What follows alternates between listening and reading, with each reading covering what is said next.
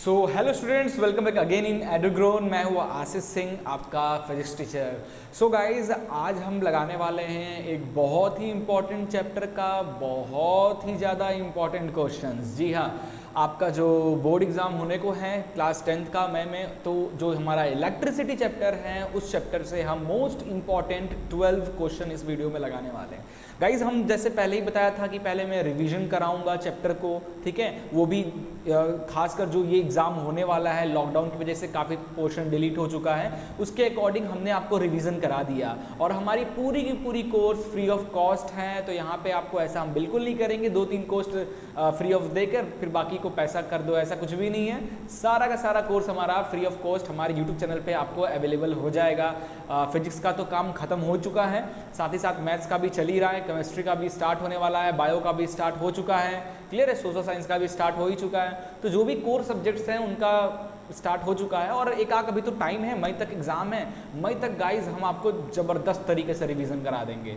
जैसे कि हमने बताया था, पहले हम आपको revision video chapter wise provide करेंगे, उसके बाद chapter wise most important questions हम आपको प्रोवाइड करेंगे, उसके बाद chapter wise most important MCQs हम आपको प्रोवाइड करेंगे, और हम अपने बात पे कायम हैं। बस आपको हमें सपोर्ट करते रहना है गाइज। अगर आप नए हो चैनल पे तो चैनल को सब्सक्राइब कर लो, वीडियो पसंद आएगा तो लास्ट में लाइक करके जरूर जाना, और अपने फ्रेंड्स के साथ शेयर जरूर करना वीडियो को। सो बिल्कुल लेट नहीं करते हैं, अपने स्क्रीन पे चलते हैं, और आज का जो चैप्टर है इलेक्ट्रिसिटी, चैप्टर नंबर 12, कौन कौन से इंपॉर्टेंट क्वेश्चंस होंगे, कैसे मैं बहुत कॉन्फिडेंस से आपको बता रहा हूँ कि यार ये जो क्वेश्चंस हैं इनका चांस है, इनकी प्रोबेबिलिटी 80% से ऊपर है इस एग्ज़ाम में आने का। क्यों मैं ऐसा बोल रहा हूँ अभी आपको क्लियर हो जाएगा। चलिए वीडियो को शुरू करते हैं।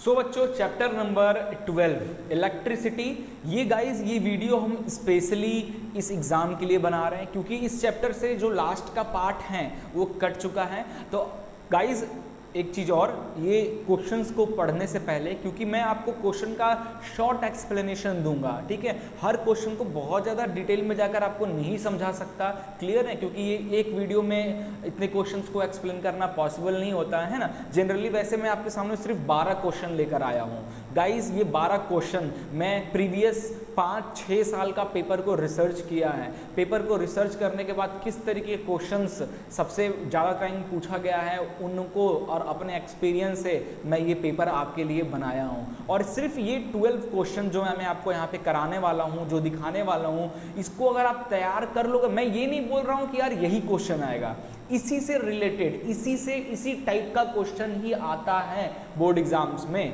क्लियर है। और आप इनकी अगर अच्छे से रिवीजन कर लोगे, इनका कॉन्सेप्ट क्लियर होगा, तो इससे रिलेटेड कैसे भी क्वेश्चंस आएंगे आप आराम से कर लोगे। और क्या पता यार इनमें से ही क्वेश्चन आ जाए, क्योंकि यार बहुत मेहनत करके हम आपके लिए क्वेश्चन लेकर आए हैं। सो चलते हैं, आगे बढ़ते हैं और अपन देखते हैं, और स्टार्ट हो ही गया है पहला क्वेश्चन। सो गाइज, फिर से बोल रहे हैं, चैनल पे नए हो तो जल्दी सब्सक्राइब करो, शेयर करो अपने फ्रेंड्स के साथ, उन्हें भी बुलाओ जल्दी से, और बोलो यार क्लासेस स्टार्ट हो चुकी हैं, फ्री ऑफ कॉस्ट सब कुछ यहाँ पे अवेलेबल है, जल्दी आएँ और लेक्चर्स को स्टार्ट करें। जल्दी जल्दी सारे फ्रेंड्स को वीडियो शेयर करो और उनको बुलाओ जल्दी से।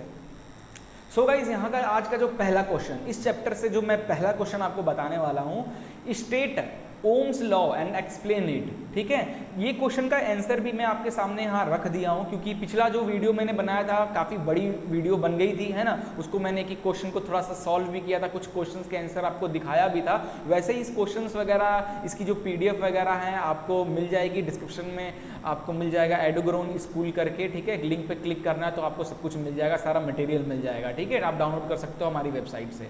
सो स्टार्ट करते हैं। स्टेट ओम्स लॉ और एक्सप्लेन करना है, तो ये 2 नंबर में ये क्वेश्चन आता है, ठीक है, और काफ़ी बार पूछा गया है। प्रीवियस 6 से 7 साल से का पेपर आप देखोगे तो काफ़ी बार ये क्वेश्चन पूछा गया है। तो कैसे लिखना है, तो सबसे पहले तो आपको क्या करना है बच्चों, यहाँ पे आपको एक्सप्लेन कर देना है। अबे ससुरा चल क्यों नहीं रिया है, ओके, अरे यार ये टेक्नोलॉजी काम आसान जितना नहीं करता ना, उतना काम बढ़ा भी देता है। ओके, सो यहाँ पे देख लो आप, ओम्स लॉ को बताया था। सबसे पहले इस तरीके से बताना कि यार एट कांस्टेंट टेम्परेचर, क्योंकि गाइस ओम्स लॉ में बहुत बच्चे डेफिनेशन क्या बोलते हैं, V directly proportional to I, therefore V is equal to IR। तो बहुत बच्चे क्या इस डेफिनेशन को लिख देते हैं, the product of current and resistance is known as Ohm's law और नोन एज वोल्टेज, है ना।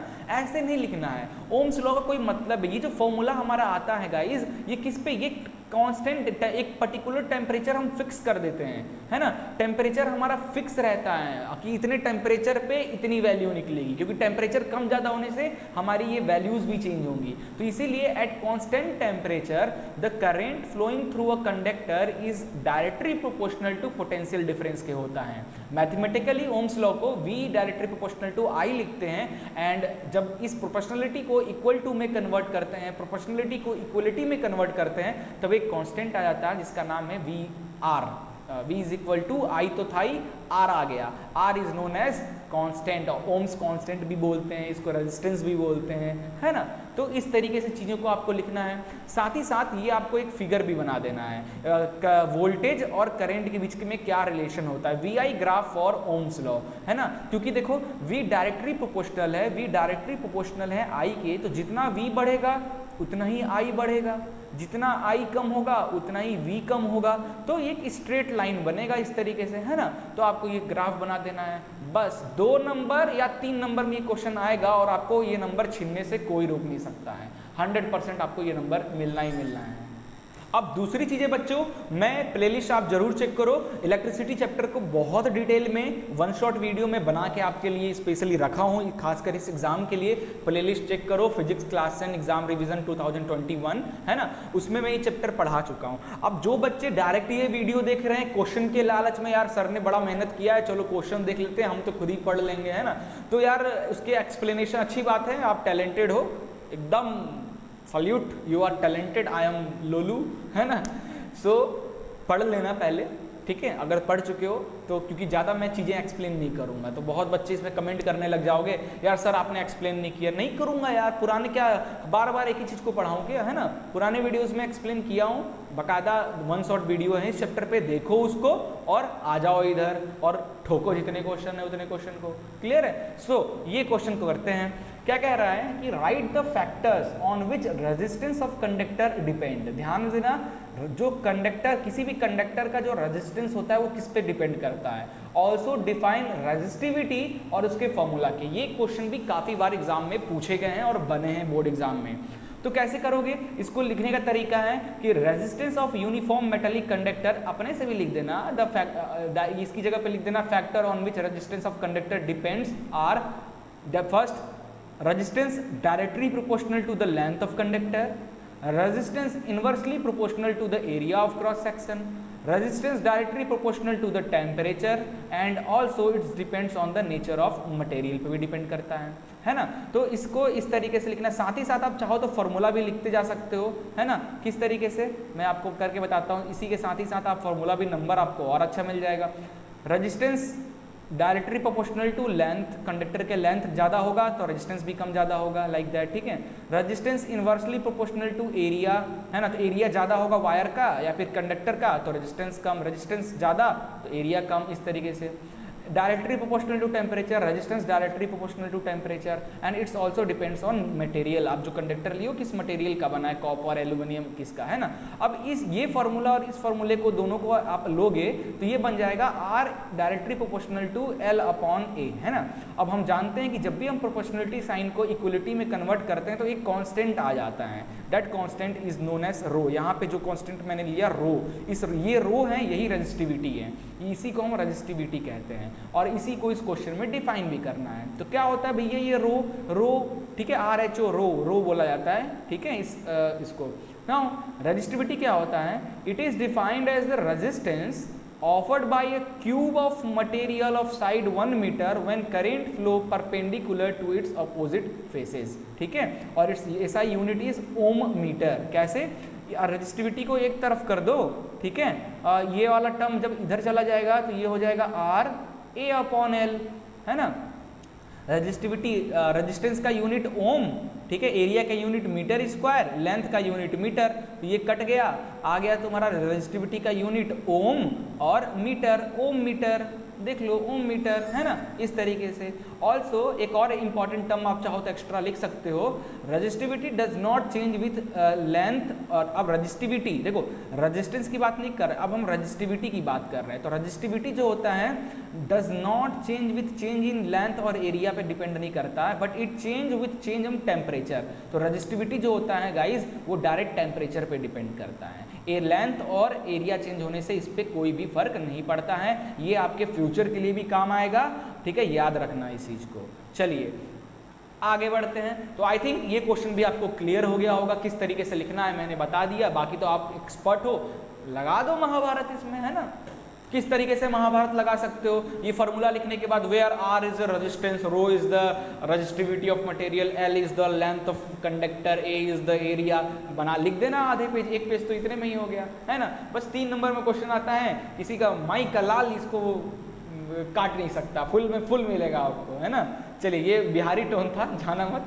अगला क्वेश्चन हम देखते हैं क्या कह रहा है, right advantages of parallel combination over series combination. तो क्योंकि आपने रेजिस्टेंस इलेक्ट्रिसिटी चैप्टर पढ़ रहे हो तो रेजिस्टेंस टॉपिक तो आएगा ही, क्योंकि इलेक्ट्रिसिटी और रेजिस्टेंस का बहुत दुश्मनी है ना। अब दुश्मनी है तो भाई रेजिस्टेंस है। रेजिस्टेंस कैसे कनेक्ट किया जा सकता है, हम किसी सर्किट में रेजिस्टेंस को हम सीरीज भी कनेक्ट कर सकते हैं और किसी सर्किट में हम रेजिस्टेंस को पैरेलल भी कनेक्ट करते हैं, लाइक दिस, है ना। तो ये इनका क्या एडवांटेजेस क्या हैं, ठीक है, पैरेलल कॉम्बिनेशन का सीरीज कॉम्बिनेशन पे क्या एडवांटेजेस है। बच्चों अगर ध्यान दोगे, सीरीज कॉम्बिनेशन आपकी जो दीपावली में जो लाइट्स आती हैं उसमें से एक बल्ब भी फ्यूज होता है तो बाकी सब पूरी की पूरी झालर जो आपकी लाइट से खराब, क्यों, क्योंकि सब सीरीज में कनेक्ट होती है, एक खराब तो सब खराब, तो ये घाटा है। पैरेलल में ऐसा नहीं होता, पैरेलल में दोनों अलग अलग कनेक्शन से चलते हैं, क्लियर है, तो एक खराब तो दूसरे को कोई नहीं इफेक्ट पड़ता, वो तो कंटिन्यूअस जलेगा। तो यहाँ लिखा है in series circuit when one component fail the circuit is broken and none of component are works. अगला है different appliances have different requirement of current, ठीक है, this can not be satisfy in series as current remain same. हम जानते हैं बच्चों series में क्या होता है, करंट क्या होता है, कांस्टेंट होता है और वोल्टेज जो होता है वो वेरिएबल होता रहता है ना। यही पैरेलल कंडीशन की बात करें, पैरेलल में क्या होता है, करंट वेरिएबल वेरीज करता है बट वोल्टेज क्या होता है, कांस्टेंट हो जाता है। तो अलग अलग अप्लायंसेस जो हम घर में यूज करते हैं उनको वोल्टेज तो चलो ठीक है 220 वोल्ट, बट करंट तो अलग अलग चाहिए रहता है ना। तो ये जो सीरीज है, सीरीज नहीं दे पाता है, ठीक है।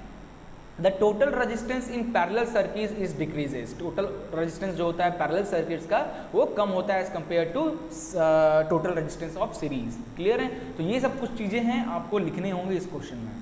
चलिए जल्दी से अगला क्वेश्चन के चलते हैं। गाइज वीडियो पसंद आ रहा है तो जल्दी से ठोक दो लाइक और शेयर करो यार, क्या कर रहे हो, शेयर करो अपने फ्रेंड्स के साथ, बुलाओ उनको भी, कराओ यहाँ भाई प्रैक्टिस चल रहा है और तुम क्या पबजी और फौजी और भौजी खेलने में लगे हो, बुलाओ यार जल्दी जल्दी, है ना। चिड़िया उड़िया कम फंसाओ आजकल, पढ़ाई पे ध्यान दे लो, वरना फिर होगी धुनाई। तो फिर मत बोलना कि यार सर लटक गए हम तो 10th में, है ना।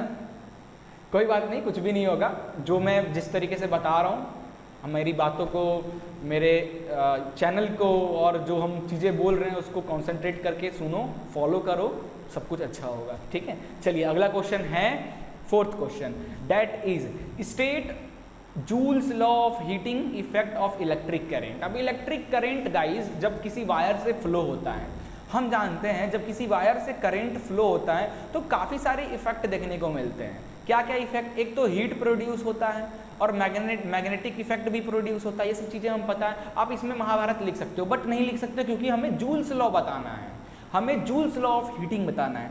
सो according to Joule's law, Joule's जो साइंटिस्ट थे वो हीटिंग इफेक्ट को, इलेक्ट्रिक करंट जब वायर से फ्लो होता है तब हीट जनरेट होता है ना। आप देखोगे वायर गर्म होने लगते हैं कुछ के, ठीक है।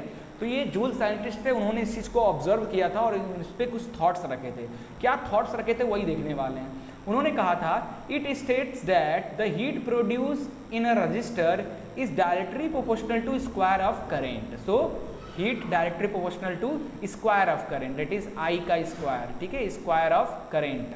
फिर अगला कहते हैं it is directly proportional to resistance of given conductor, heat is directly proportional to resistance of that conductor। अगला पॉइंट कहते हैं जूल साइंटिस्ट भैया कि it is directly proportional to time for which current flow through the conductor, है ना, जिस conductor से, जिस वायर से करंट फ्लो हो रहा है तो कितने टाइम तक करंट फ्लो हो रहा है उस पर डायरेक्टली प्रोपोर्शनल होता है। तो अगर आप ये पहला फॉर्मूला दूसरा और तीसरे को अगर आप कंबाइन कर दो, है ना, तीनों को अगर आप कंबाइन कर दोगे, क्या क्या, H is equal to I square, sorry proportional है, H directly proportional to time और H डायरेक्टली प्रोपोर्शनल टू क्या था, रेजिस्टेंस, है ना। तो ये तीनों को कंबाइन कर दोगे, कंबाइन कर दोगे तीनों को, तो क्या बन जाएगा, it direct I square T R, है ना, I square T R, and where H is equal to I square R T, इस तरीके से लिखा जाता है। वेयर I इज करेंट, लिख देना ऐसी Mahabharat, R is resistance of material, है ना, और T that is time not temperature. ठीक है भैया, याद रखना। चलो ये देखो, ये भैया ये आता ही नहीं है कंप्यूटर में हमारा, आई स्क्वायर आर टी, ठीक है, टी इज द टेम्परेचर, ध्यान, सॉरी टाइम, ठीक है, टाइम। ओके, अगला कुछ और भी चीजें कहते हैं, लिख देना, कहते नहीं है, लिख देना महाभारत। वैसे तो यहीं पे खत्म हो गया इस क्वेश्चन का answer. Heating effect is desirable in devices like electric heater, electric iron, electric bulb, electric fuse. Heating effect जो है काफ़ी जगह हमें जरूरत पड़ता है कि यार हम जब वायर में करंट फ्लो करें तो हीट आए, लाइक हीटर में, इलेक्ट्रिक आयरन में। अब आपने आयरन में तो इलेक्ट्रिसिटी फ्लो करा रहे हो और हीट हो ही नहीं रहा, तो आपका तो मतलब ही नहीं। तो काफ़ी जगह पे हमें हीट डिजायरेबल होता है, बट कुछ ऐसे इक्विपमेंट्स होते हैं जहाँ पे हीट बिल्कुल डिजायरेबल नहीं होता है। Like heating effect is undesirable in device like computer monitor, TV, refrigerator, like this, है ना। और in electric bulb most of the power consume by the filament appears as a heat and small part of its radiate in the form of light. क्या आपको पता था ये बात? अगर आप 100% आप बल्ब में, किसी बल्ब में 100% एनर्जी डाल रहे हो, इलेक्ट्रिसिटी डाल रहे हो या एनर्जी डाल रहे हो, तो उसमें से लगभग 60 to 70% एनर्जी जो है बच्चों वो हीट के फॉर्म में बाहर निकलता है। 30 to 40% जो है वो सिर्फ लाइट के फॉर्म में निकलता है। क्या पता था यार? मैंने जब पढ़ाया था इलेक्ट्रिसिटी तब तो मैंने बताया था, अब ये आप भूल गए हो तो मैं क्या करूं, है ना। चलिए आगे बढ़ते हैं। तो ये महाभारत आपको जम के लिखना है। चलिए क्वेश्चन नंबर 5 पे आते हैं। ये क्वेश्चन भी काफ़ी बार एग्जाम से पूछे गए हैं, तो ध्यान से इस क्वेश्चन को समझो किस तरीके से क्वेश्चन को करना है। ऐसे क्वेश्चंस को काफ़ी ऐसे ग्राफ वाले 1-2 क्वेश्चन आपको देखने को मिल जाएंगे प्रीवियस ईयर्स के पेपर्स में। मैंने उनमें से जो मुझे अच्छा इंपॉर्टेंट लगा मैंने उसको चूज़ किया, ठीक है। इस तरीके के क्वेश्चन कभी आपको टेबल ये दे देगा, है ना, कभी सिर्फ ग्राफ ही दे देगा। ये टेबल दे दिया, इस टेबल की हेल्प से आप ये ग्राफ बनाओ, ग्राफ बन जाएगा, उसके बाद आप फॉर्मूला लगा के अपना निकाल लो। कभी कभी क्या होता है, ग्राफ दे देता है और फिर डायरेक्ट सिर्फ आपको ये करना पड़ता है। ये 2 नंबर में ये क्वेश्चन आता है, ठीक है। क्या क्वेश्चन क्या है पहले ये देखते हैं। कह रहा है क्वेश्चन कि the values of current flowing through a given resistor of resistance R for the corresponding values of potential difference V across the resistance R given below. ठीक है भैया, V और I वोल्टेज और करंट का ये भाई relation दे दिया है सबका, है ना। ये इतना इतना इतना इतना है।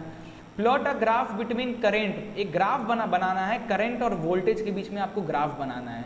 डिटरमाइन, उसके बाद रेजिस्टेंस भी आपको निकालने हैं, ठीक है।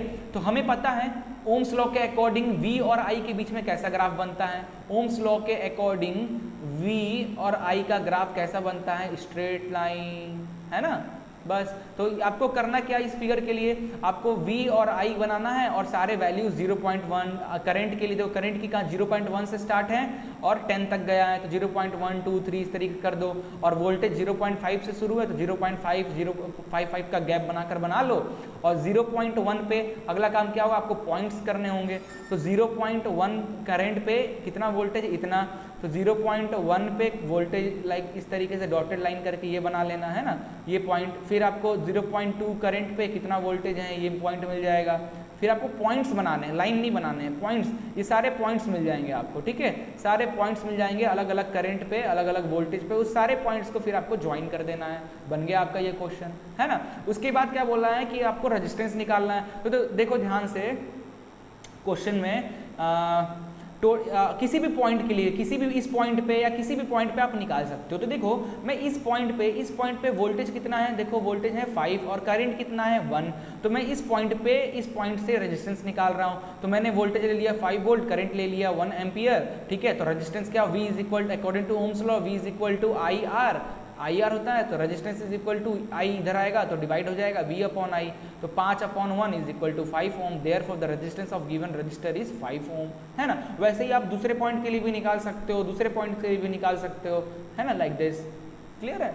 सो इस तरीके से आपको ये क्वेश्चन को करना है। बहुत ही आसान आता है, ग्राफ वाले क्वेश्चन देखकर बिल्कुल नहीं घबराना है। बहुत ही एकदम लुज्जी पुज्जी क्वेश्चन आता है ग्राफ वाला, देखकर घबराना नहीं है। चलिए आगे बढ़ते हैं। अगला क्वेश्चन है क्वेश्चन नंबर 6। देखो ये भी एक ग्राफ वाला क्वेश्चन आ गया, इसको भी देखकर घबराना नहीं है। कैसे करना है इसको, देखो क्वेश्चन क्या कह रहा है, क्वेश्चन कह के लेगा, मतलब लेगा नहीं, बताएगा। क्वेश्चन क्या कह रहा है कि in the experiment to study the dependence of current on the potential difference V across the resistor, a student obtain a graph as shown in the figure like this. Okay, now what does the graph depict about the dependence of current on the potential difference? ठीक है भैया, समझ गए। अगला है find the current that flow through the resistor when the potential difference across it is इतना। Okay, find the current निकालना है, वोल्टेज दे दिया है, रेजिस्टेंस तो नहीं दिया है। ओके, तो पहले हमें रेजिस्टेंस निकालना होगा। कोई दिक्कत नहीं यार, 2.5 वोल्ट के पास पूछ रहा है ना, तो ये फिगर दिया हुआ है। क्लियर है। अब देखो ध्यान से ना, पहले क्वेश्चन का आंसर क्या दोगे कि what does the graph depict about the dependence of current on the potential difference. इस ग्राफ को देखकर आपको क्या समझ में आ रहा है, आप क्या करंट और वोल्टेज का क्या रिलेशन दिख रहा है। यहाँ पे यही दिख रहा है कि वोल्टेज करंट के डायरेक्टली प्रोपोर्शनल होता है। तो जैसे जैसे आप वोल्टेज बढ़ाओगे करंट भी बढ़ेगा अकॉर्डिंग टू ओम्स भैया, ओम्स अंकल जो हमारे हैं। So as the current voltage graph is a straight line, it shows that current is directly proportional to the potential difference. ठीक है, क्योंकि ग्राफ स्ट्रेट लाइन है इसलिए। अब ये लाइन ग्राफ अगर ऐसे ऐसे होता तो फिर हमारा ओम्स भैया काम ही नहीं करते, क्योंकि ओम्स का फिर नियम ही वहाँ पे लागू ना होकर दूसरा सिस्टम लागू होगा, है ना। तो ध्यान में रखना भैया, लाइन को जरूर ध्यान रखना। चलिए, so V increases the current also increases and the ratio of V upon I remain constant and this constant is equal to what, R is the Ohm's constant. ठीक है भैया। अगला है find the current that flow through the resistor when potential difference across it 2.5 volt. तो जब potential difference 2.5 volt था उस समय उस कंडक्टर का रेजिस्टेंस क्या था, ये निकालना है। ठीक है, तो देखो भैया यहाँ पे कैसे निकाला जाए, है ना। तो उसके लिए तो हमें पहले रेजिस्टेंस निकालना पड़ेगा। क्या निकालना पड़ेगा बच्चों, उसके लिए हमें पहले रेजिस्टेंस निकालना होगा। रेजिस्टेंस कैसे निकालें, तो रेजिस्टेंस निकालने के लिए भैया हमारे पास मेथड हैं बच्चे। किसी भी पॉइंट पे, चलो मैं इस पॉइंट, पहले हमारे पास फिगर किस लिए दिया, टाइम पास करने के लिए थोड़ी ना दिया, अचार डालने के लिए थोड़ी ना दिया है। तो ये रहा वोल्टेज, इस फिगर के अकॉर्डिंग 2 वोल्ट पे कितना करंट फ्लो हो रहा है, 0.2। इसी भैया इसी क्वेश्चन का ग्राफ है ना, तो इसी से रेजिस्टेंस निकलेगा। तो वी आई हो गया, आर की वैल्यू क्या हो जाएगा, according to V is equal to I R, है ना। तो R is equal to V upon I. तो वी अपॉन आई वोल्टेज है 2 और ये है 0.2, तो ये हो जाएगा 10, है ना। रेजिस्टेंस का यूनिट ओम, तो 10 ओम आपका आ गया रेजिस्टेंस। अब आपको निकालना है क्या, फाइंड द करंट निकालना है 2.5 वोल्ट के लिए। तो रेजिस्टेंस तो सेम रहता है, रेजिस्टेंस तो बदलेगा नहीं, हर पॉइंट का रेजिस्टेंस आप चेक कर लो सेम ही निकलेगा 10 ओम, है ना। अब हमें करंट निकालना है, तो यहाँ से करंट को इधर रखो, तो करंट इज इक्वल टू हो जाएगा V अपॉन आर। ठीक है, तो V की वैल्यू कितना है, 2.5 वोल्ट पे निकालना है, रेजिस्टेंस है 10 ओम, कर दो काट पीट कर दो, 0.25 आएगा आपका, है ना। और करंट की यूनिट एम्पियर, तो एम्पियर लिख दो। ठीक है, तो इस तरीके से इस क्वेश्चन को सॉल्व करना है मेरे चिल्लर पार्टी लोग, चपड़गंजूस मेरे। चलो आगे चलते हैं, अगला क्वेश्चन है। सो नेक्स्ट क्वेश्चन मेरे चपड़गंजूस के लिए, ये क्वेश्चन क्या कह रहा है, ध्यान से देखो भैया। क्वेश्चन कह रहा है, क्या कह रहा है, अच्छा कह तो रहा है, कुछ देखना पड़ेगा, कुछ तो कह रहा है भैया, कुछ तो लोचा है दया, कुछ तो लोचा है। क्वेश्चन में ये लोचा है कि एक फिगर दे दिया है, ये फिगर देख कर तो हमको अपनी बाइक का टूटा हुआ पुराने जमाने वाला मीटर देख के याद आ रही है। वही है ससुरा, वही है। आओ देखते हैं, आओ देखते हैं क्वेश्चन क्या कह रहा है कि the rest position of the needle in a millimetre, कहाँ है भैया रेस्ट पोजीशन, अच्छा ये रहा, 0 से नीचे है, मतलब ये वाला फिगर की बात कर रहा है, ठीक है, रेस्ट पे है, ओके, मिलीमीटर और वोल्टमीटर जो भी हो, ओके, वोल्टमीटर का, not in use as shown in figure A, figure A, अच्छा this is figure A and this is figure B, clear है। When a student uses this instrument in his experiment, the reading of needle are in the position shown in figure B पे पहुंच गया, like needle this, like this, okay, इस तरीके से। तो क्या करें, अचार डालें, अगला काम, determine the correct value of current end voltage the student should use in his calculation.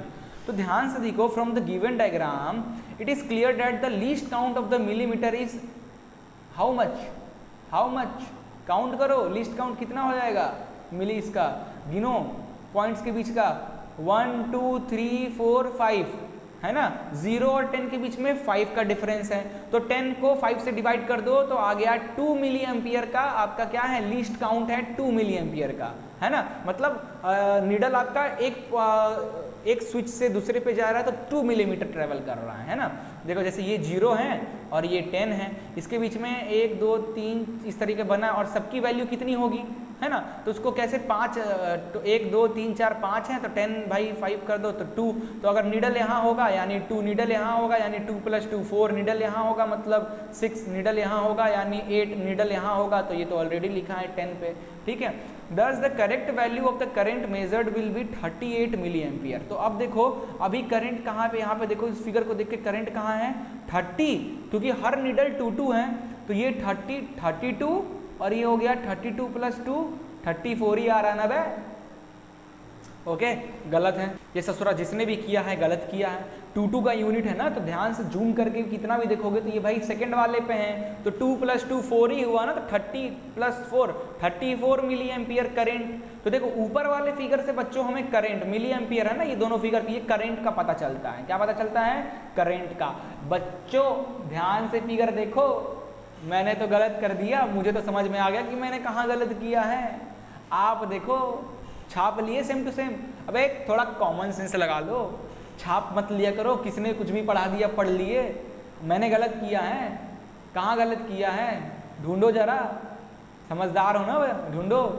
अबे ध्यान से देखो ये मीटर खराब है, क्यों, अबे रेस्ट पे मीटर आप लिए हो, मीटर की वैल्यू हमेशा 0 से रहनी चाहिए ना, 0 रेस्ट पे है मतलब 0 पे है, और ये तुम्हारा 10, तो ये ध्यान से इस मीटर को देखो बे, अबे देखो तो इस मीटर को देखो, ये मीटर 2 पीछे हैं, ये देखो 2 पीछे हैं, पता नहीं जूम करके देख लो भैया, 2 पीछे हैं, मीटर खराब है, मीटर में -4 है, मीटर का मतलब मीटर में एरर है कितना, 4 का एरर है, मीटर में 2 2 4 का एरर है।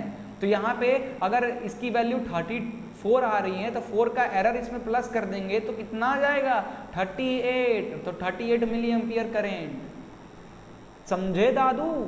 चलो अब तुम यही वोल्टेज का देखो, अब तुम वोल्टेज का देखोगे तो देखो वोल्टेज में रेस्ट पोजीशन पे 0 पे होना चाहिए ना मीटर को, तो मीटर कितना आगे हैं, पहले लिस्ट काउंट निकाल लो, पहली गलती मत करना, पहले लिस्ट काउंट निकाल लो।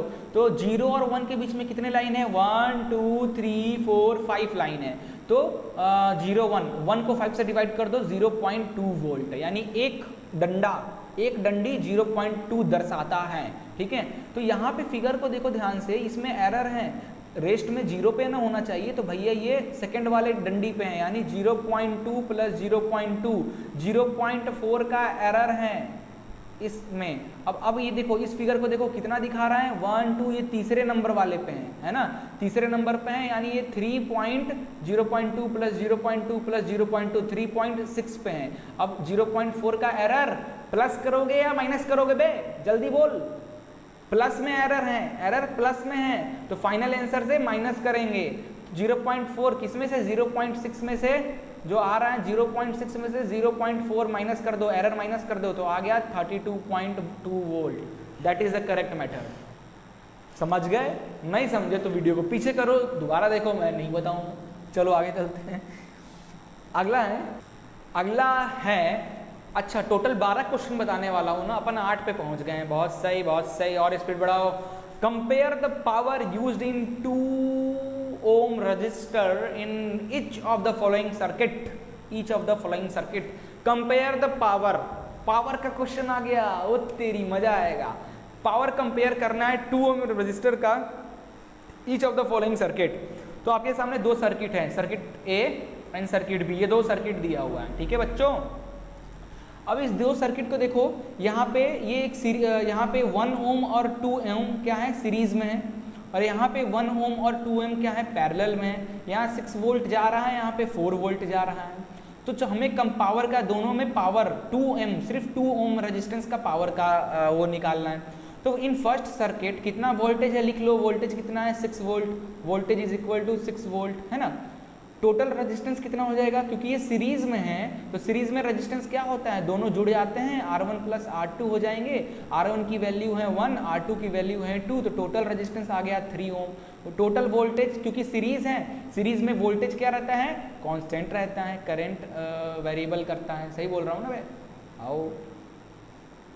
तो वोल्टेज ये रहा और करंट आ गया, रेजिस्टेंस आ गया 3 ओम। तो V is equal to I R से करंट की वैल्यू निकाल लो, तो V अपॉन आर, वोल्टेज है 6, रेजिस्टेंस है 3, 3 2 जा तो 2 एम्पियर आपका आ गया करंट। तो करंट कितना, क्योंकि सीरीज है, सीरीज सर्किट में क्या होता है, बार बार बोल रहा हूँ, सीरीज में वोल्टेज, कुछ गलत बोल रहा हूँ क्या, हाँ बे गलत बोल रहा हूँ, वोल्टेज में सॉरी सीरीज में वोल्टेज क्या होता है, वेरीज करता रहता है, वेरीज करता रहता है, but current will be constant, है ना, यही होता है ना। तो करंट की वैल्यू आ गई 2 एम्पियर। अब जो करंट है, क्योंकि कांस्टेंट है पूरी सर्किट में, तो इसके लिए भी 1 ओम के लिए भी करंट कितना है 2 एम्पियर का, 2 ओम के लिए भी करंट है 2 एम्पियर का, है ना। तो अब 2 एम का करंट मिल गया, 2 ओम पे कितना करंट जा रहा है 2 एम्पियर का।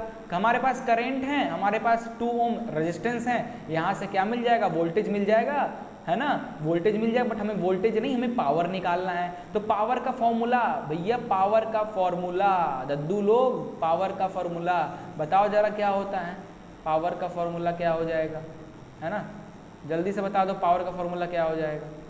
नहीं दिखाऊंगा मैं, जब तक नहीं बताओगे तब तक मैं मिटाता हूँ। पावर का फॉर्मूला बताओ, जल्दी बताओ।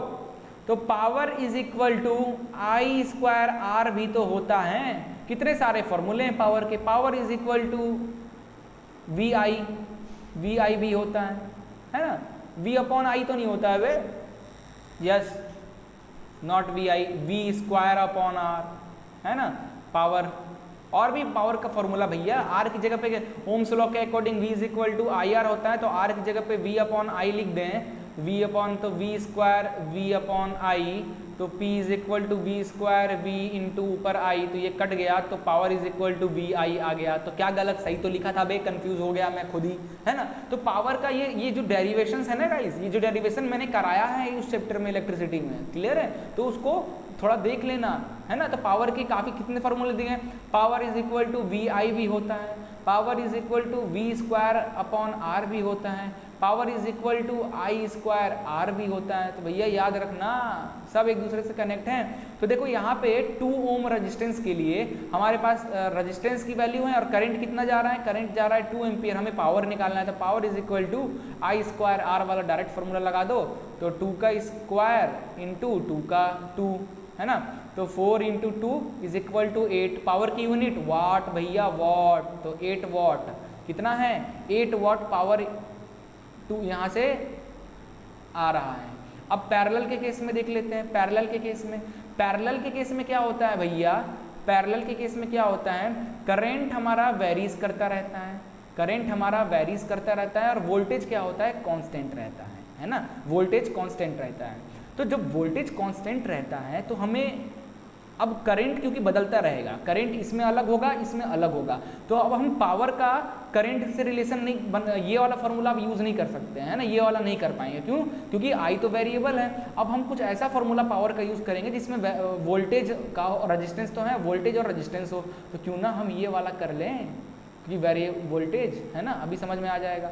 तो देखो वोल्टेज कितना यहाँ पर ट्रांसफर हो रहा है बैटरी से, वोल्टेज है 4 वोल्ट, तो ये रहा 4 वोल्ट बैटरी।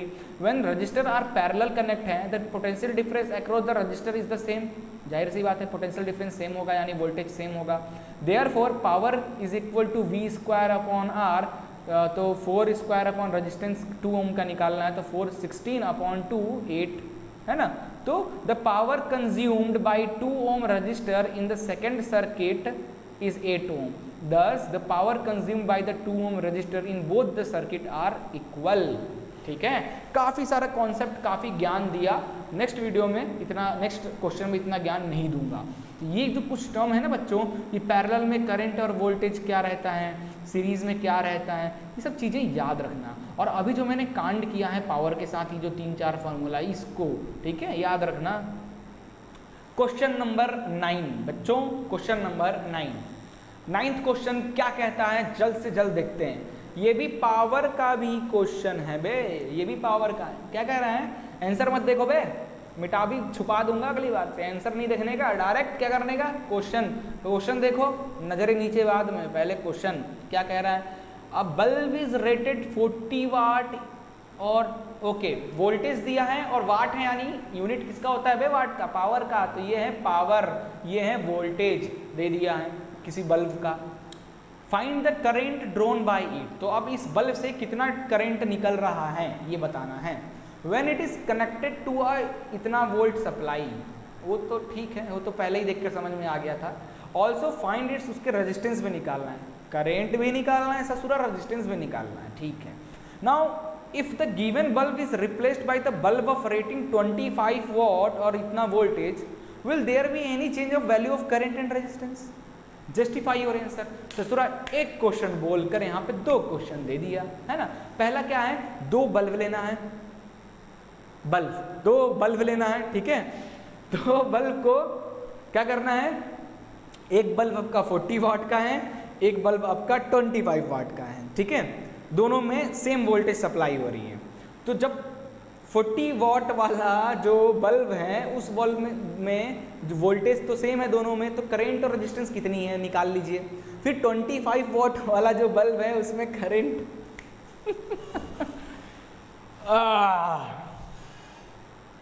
कुछ नहीं साले, ज़्यादा दिमाग मत लगाओ, ठीक है। डबल मीनिंग आजकल बिगड़ गए हो सब, है ना।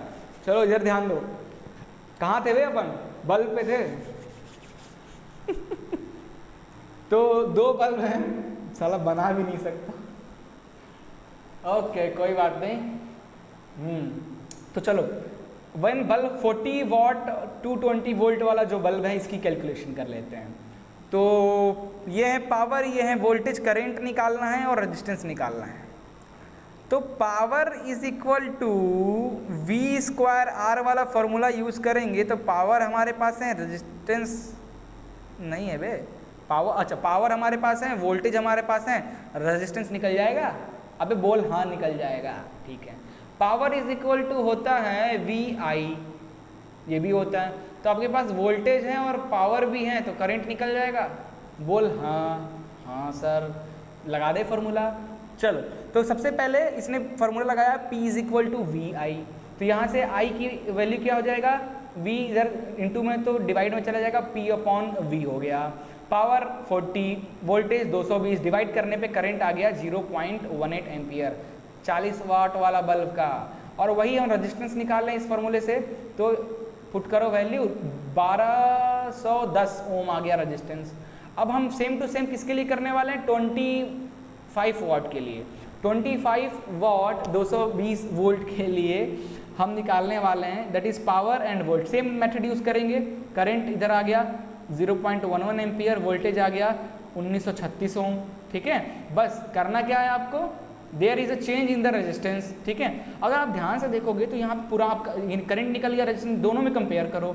जिसका पावर, जो बल्ब, जिस बल्ब का पावर ज़्यादा है उसका करेंट, ठीक है, करेंट तो ज़्यादा है थोड़ा सा, बट वोल्टेज सॉरी रेजिस्टेंस कम है। देखो ना बे, कंपेयर करो इसको, इसको, इसको, इसको कर लो compare. There is change in the resistance, दोनों में रेजिस्टेंस में भी चेंज है, करंट में भी चेंज है, ठीक है। There is small change in the current, similarly the resistance of 25 watt bulb is okay, ठीक है। तो ये आपको दिख ही रहा है भैया, इसमें कानून और महाभारत आप लिख सकते हो इस चीज़ पे। आगे चलते हैं बच्चों, मेरे बच्चों, क्वेश्चन नंबर 10, 2 क्वेश्चन और बचा है। तो question number 10, with the help of suitable circuit diagram prove that the reciprocal of equivalent resistance of a group of resistance joined in the parallel in equal to the sum of reciprocal of individual resistance. complete. लेकिन समझ नहीं आया.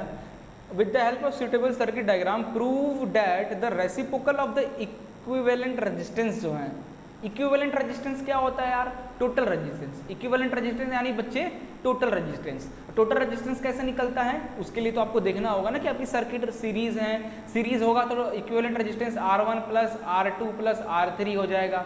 Total अगर यही आपका क्या नाम है, इक्विवेलेंट रेजिस्टेंस अगर पैरेलल है तो 1/R is equal to 1/R1 plus 1/R2 हो जाएगा, है ना.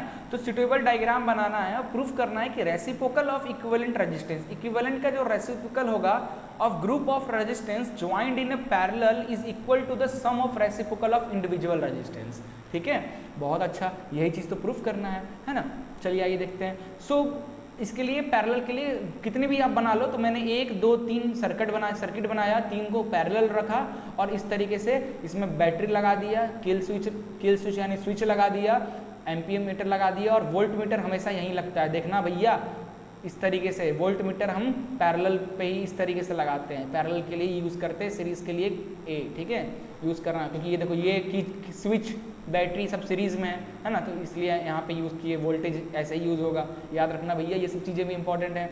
Now by applying Ohm's law, Ohm's law होता है V is equal to IR, है ना. तो यहाँ से करंट इज इक्वल टू हो जाएगा V अपॉन R. ठीक है, अब R यहाँ पे 3 रेजिस्टेंस हैं, तो R की जगह पे तो I1 हमारा हो जाएगा V upon R1, I2 V upon R2, I3 V upon R3. क्योंकि ये बच्चा लोग क्या है, ये पैरेलल है. पैरेलल में वोल्टेज होता है कांस्टेंट और I होता है वेरिएबल. I क्या होता है, उल्टा तो नहीं बोल दिया मैं, है ना, एकदम सही बोला हूँ, कंफ्यूज मत हो. वोल्टेज कांस्टेंट, I वेरिएबल होते हैं किसमें, पैरेलल वाले केस में. इसीलिए I1 I2 I3 का वैल्यू निकाल लिए. तीनों में अलग अलग करंट जा रहे होंगे, तीनों में I1 I2 I3 की वैल्यू निकाल लिए.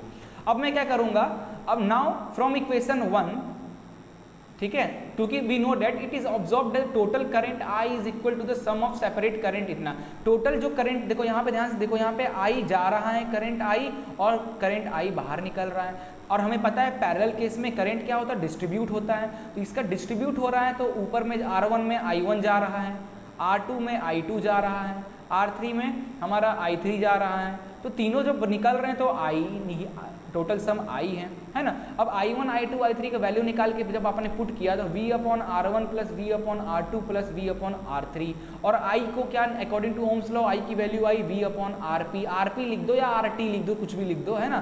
तो V upon RP is equal to इतना.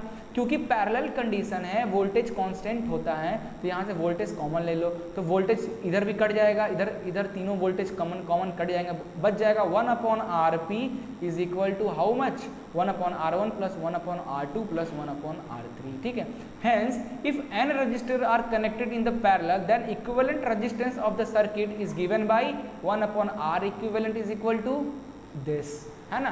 तो यही चीज आपको इतना ताम झाम करके, इतनी चीजें लिखकर, डायग्राम बनाकर आपको करोगे तब जाकर नंबर मिलेगा, है ना.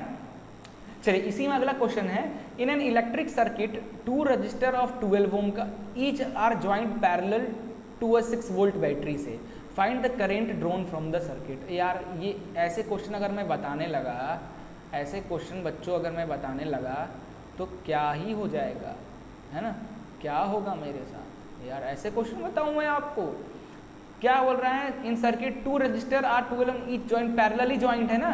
अबे देखो, एक ये रहा, एक ये रहा, एक को बोल दो क्या, दोनों 12 के हैं, ये भी 12 का, ये भी 12 का, और ये सर्किट आपका है, यहाँ बैटरी वैटरी लगा लो यार, ठीक है, एमीमीटर लगा लो. तो पैरेलल का निकालते हैं भैया, 1 upon R equivalent is equal to 1 upon R1 plus 1 upon R2, है ना. मैं हट जाता हूँ, ये हो गया. तो 1 अपॉन R1 यानी R1 की वैल्यू 12, 1 अपॉन 12. तो एलसीएम ले लो बे, एलसीएम ले लोगे तो आ जाएगा ऊपर इतना ही आ जाएगा. ये तो नहीं बताऊंगा कैसे एलसीएम लेते हैं, ये तो आते ही है. 2 अपॉन 12, 2 1 जा 2 6 जा 1 अपॉन 6, क्योंकि 1 अपॉन R इक्विवेलेंट की वैल्यू है 1 अपॉन 6, तो R इक्विवेलेंट की वैल्यू कितनी हो जाएगी 6 ओम, उसका उल्टा, है ना। That is your answer of part B, ठीक है। चलिए आगे चलते हैं, नेक्स्ट क्वेश्चन देखो बे मेरे चिलगोजों, अगला क्वेश्चन देखो, इसके बाद आखिरी क्वेश्चन है, उसके बाद सांस लेने को मिलेगा। अच्छा, हमारे टाइम पे हमारे टीचर्स जब पढ़ाते थे ना, तो मेरे को तो सच्ची बता रहा हूँ ना, ये चैप्टर पल्ले ही नहीं पड़ता था हमारे टाइम पे, मतलब जब हम थे पल्ले ही नहीं पड़ता था यार। ये सीरीज में वोल्टेज कांस्टेंट, आई सीरीज, देख रहा हूँ अभी भी अटक रहा हूँ, खून है बचपन से ये चीज़ें, सुधरेगा थोड़ी ना इतनी जल्दी, है ना। तो बता दे रहा हूँ ये प्रॉब्लम्स होती हैं, आपको स्ट्रॉन्ग करनी है ये सब चीज़ें, आपको भी अपना ये प्रॉब्लम लेकर आगे नहीं जाना है, स्ट्रॉन्ग करना है, क्लियर है। हम तो भैया टीचर हैं, टीचर का काम है ज्ञान देना, तुम मत दो ज्ञान, हम टीचर हैं, हम देंगे ज्ञान, ठीक है। चलिए आगे देखते हैं। An electric lamp of resistance 20 ohm, 20 ohm resistance का एक इलेक्ट्रिक लैम्प है, ओके। ये लैम्प है, इसका रेजिस्टेंस है 20 ओम। क्यों भाई, बल्ब का रेजिस्टेंस नहीं होता क्या? इसका भी तो, उसके अंदर भी तो होते हैं सर्किट, उसके भी तो होंगे, है ना। ऑफ कंडक्टर, उससे एक रेजिस्टेंस भी कनेक्ट है 4 ओम का, बैटरी है 6 वोल्ट का। Shown in the circuit, calculate the total resistance of the circuit. Total resistance, circuit के टोटल रेजिस्टेंस कैलकुलेट करना है। तो यहाँ पे दो रेजिस्टेंस तो हैं ही और दोनों सीरीज में हैं, तो दोनों को प्लस कर दो। R1 की वैल्यू, इसको R1 ले लो, ठीक है, इसको R1, इसको R2 ले लो, तो ये हो गया R1 R2 की वैल्यू, तो सीरीज में कनेक्ट हैं तो ये हो जाएगा, ठीक है, R1 plus R2 that is equal to 20 plus 4 is 24 ohm, ठीक है।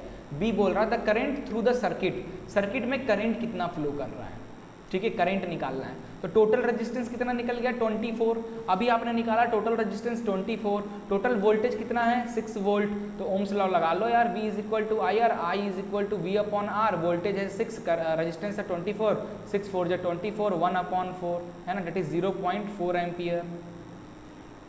चलो अब दिख रहा ना, अब दिख रहा होगा अच्छे से, है ना, 0.4 एम्पियर आपका हो गया, ये नहीं पड़ गया। चलो ऊपर चलते हैं जरा, अगला क्वेश्चन में क्या पूछा था कि the potential difference across the electric lamp and conductor, okay. जो ये कंडक्टर 4 ओम का लगा है और ये दोनों जो पोटेंशियल डिफरेंस निकालना है, क्योंकि सीरीज है, क्या सीरीज में है तो करंट कांस्टेंट रहता है, और फिर से लिख दे रहा हूँ, जितनी बार लिखूंगा उतनी बार आप स्ट्रांग हो जाओ। सीरीज है तो करंट कांस्टेंट रहेगा, वोल्टेज क्या करेगा, वेरिएबल करेगा, वेरीज करेगा, इसीलिए उसने वोल्टेज पूछा है दोनों अलग अलग जगह पे। तो देखो potential difference across the conductor, conductor यानी 4 ओम वाले के पास जो रजिस्टर है उसका कितना होगा, तो करंट इज इक्वल टू, है ना, तो करंट की वैल्यू कितनी है, निकली ना हमारी 4 ओम के आसपास करंट निकला, करंट कांस्टेंट है ना, तो करंट की वैल्यू अभी निकला 0.4 एम्पियर, दैट इज 1/4, तो करंट हमने लिख लिया। रेजिस्टेंस 20 ओम, ओके, 20 ओम रेजिस्टेंस यानी बल्ब,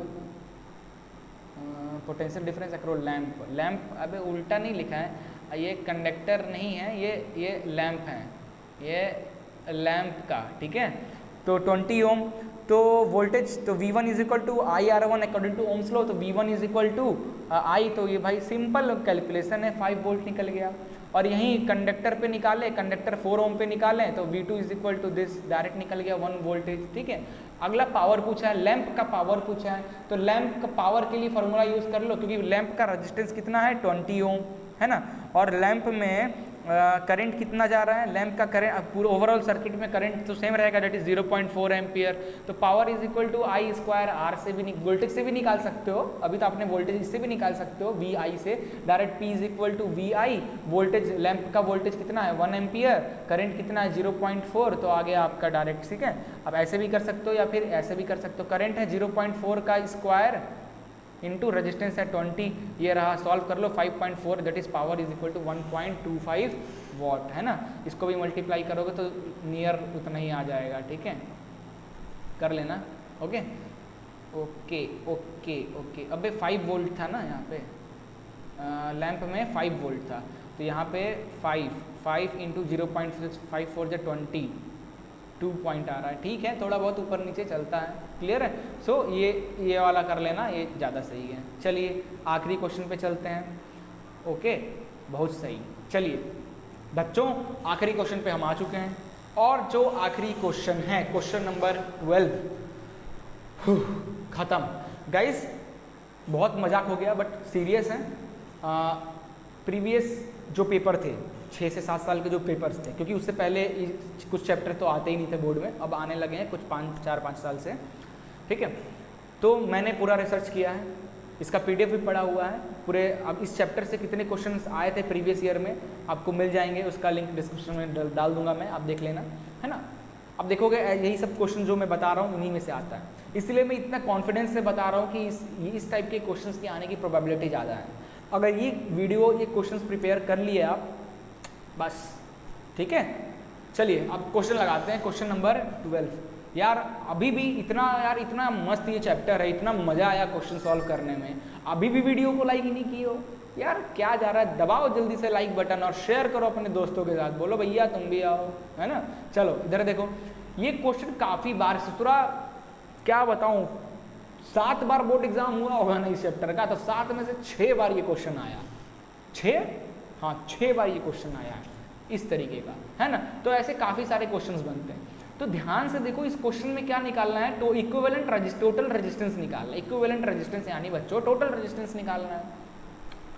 तो देखो ध्यान से, इस सर्किट में ये एक लगा है और ये 2 पैरेलल हैं, तो देखते ही पहले क्या किया करो कि यार कॉमन सेंस, अगर मैं इन दोनों का टोटल रेजिस्टेंस निकाल लूँ, क्योंकि ये दोनों पैरेलल में हैं, तो ये सर्किट कैसा बन जाएगा, क्योंकि इन दोनों का मिलाकर आप रेजिस्टेंस निकालिए तो ये सर्किट बन जाएगा कैसा, ये आपका 10 ओम वाला, क्योंकि ये दोनों मिल गया है, मिलकर एक ही रेजिस्टेंस बन गया है ना। तो जो भी आएगा वो वैल्यू, बस फिर दोनों सीरीज में हो गए तो सीरीज का लगा दो। तो पहले क्या करूंगा, मैं इन दोनों का टोटल रेजिस्टेंस निकाल लेता हूँ, जो पैरेलल वाले हैं सिर्फ इनका टोटल रेजिस्टेंस निकाल लेते हैं।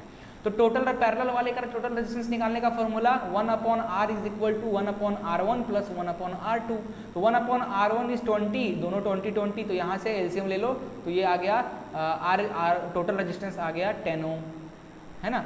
अब ये 10 ओम ये तो है, इसका भी आ गया 10 ओम, ये भी 10 ओम आ गया। अब ये दोनों सीरीज में, तो सीरीज में RT निकालने के लिए क्या करोगे, R1 प्लस R इसको RP नाम दिया था, तो RP दैट इज RP, ठीक है। और R1 नहीं, ये R1 इसको माने थे, R2 इसको माने थे, तो इसको R3 मानो, है ना। तो R टोटल कैसे निकलेगा, R3 प्लस RP, है ना, इस तरीके से। तो R टोटल, R3 की वैल्यू 10, RP की value 10, RT is equal to 20 ohm, है ना, लाइक दिस।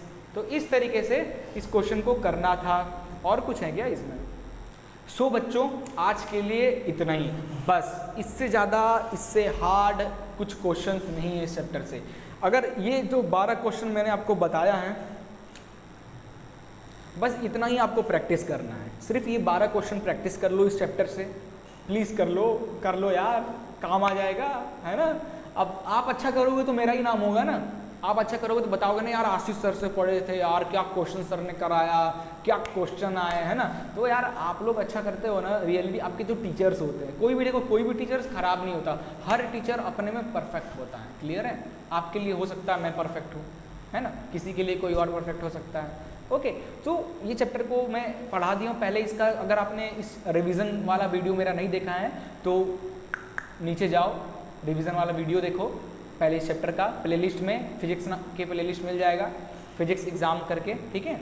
उस प्लेलिस्ट में रिवीजन कर लो पहले, रिवीजन करने के बाद आओ इस वीडियो के देखो, ठीक है। और 100% गारंटी देता हूँ ऐसा एक भी क्वेश्चन नहीं है इस चैप्टर से आपको नहीं बनेगा आज का वीडियो करने के बाद। नेक्स्ट वीडियो में लाऊंगा इसी चैप्टर से MCQ, top 10 most important MCQ जिसके आने की प्रोबेबिलिटी ज़्यादा होगी, बट नेक्स्ट वीडियो में। पहले मैं इंपॉर्टेंट वाला सीरीज निकालूँ फिजिक्स का, फिर चैप्टर 1 से जो भी है मैं MCQ लेकर आऊँगा, हमारा फिजिक्स खत्म, और फिर हम मूव करेंगे इलेक्ट्रिसिटी पे। बाकी मैथ्स तो हमारा चल ही रहा है, तो फॉलो ऑन मी ऑन जो भी है मैथ्स, ठीक है। चलिए मिलते हैं नेक्स्ट वीडियो में, तब तक के लिए जय हिंद, good bye and take care यार।